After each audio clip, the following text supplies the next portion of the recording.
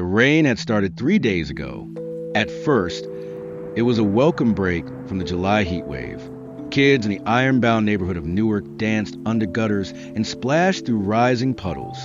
Parents stayed inside, lulled by the steady rhythm on rooftops, too tired from long shifts to worry about the forecast. But by the second night, the river began to rise. Carmen Ruiz, 47, had lived in her two-story home on Ferry Street for over 20 years. She'd raised two sons there, both now grown and gone, one in Philadelphia, one in the Navy. She'd seen storms before, but nothing like this. When the flood alert came in at 2:14 a.m., it was already too late. The Passaic River, swollen with relentless rain and runoff from upstream counties, had spilled over its banks. Water surged into streets, dark and fast, turning intersections into lakes. Basement apartments filled in minutes. Power flickered and died. Carmen stood on the front porch, phone in hand, watching headlights bob in the flood like drowning fireflies. Across the street, her neighbor Mr. Anwar was banging on his car window, trying to retrieve something before the current carried it away. By sunrise, the National Guard had rolled in. Helicopters circled overhead. Canoes and rowboats replaced delivery trucks. Families were pulled from windows with babies wrapped in trash bags to stay dry. Dogs barked from rooftops. It wasn't just Newark.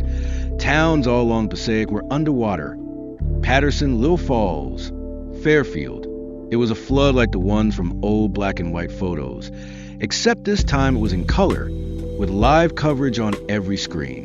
Carmen ended up in a shelter at a high school gym with hundreds of others. There, amid the folding cots and bottled water and low-humming generators, she met people she'd lived next to for years but had never spoken to until now. A Haitian grandmother who shared her coffee, a teenage boy who helped carry her bags, a young couple who had just moved in a month before the flood, now suddenly bound to this neighborhood by crisis. They watched the news together on someone's phone. 100-year flood, the anchors called it. Climate scientists talk about warming oceans and stalled jet streams. But in the gym, all anyone cared about was when they could go home, and what would be left when they did. When the waters receded, the streets were coated in mud. Cars were totaled. Mold bloomed in basements. Insurance adjusters walked around like undertakers. But the people stayed. Volunteers came with shovels and hot meals. Strangers helped strangers. And Carmen? She stayed too. She rebuilt. She planted a garden where the water line had stained her brick wall. And she started a community group. Something to make sure they'd be better prepared next time. Because there would be a next time. Everyone knew it. But now, when it rained, the neighborhood didn't just watch. They called each other. They checked the river levels. They remembered what it felt like to be caught between water and warning. Because the flood had taken much, but it had also given them something rare, a reason to come together.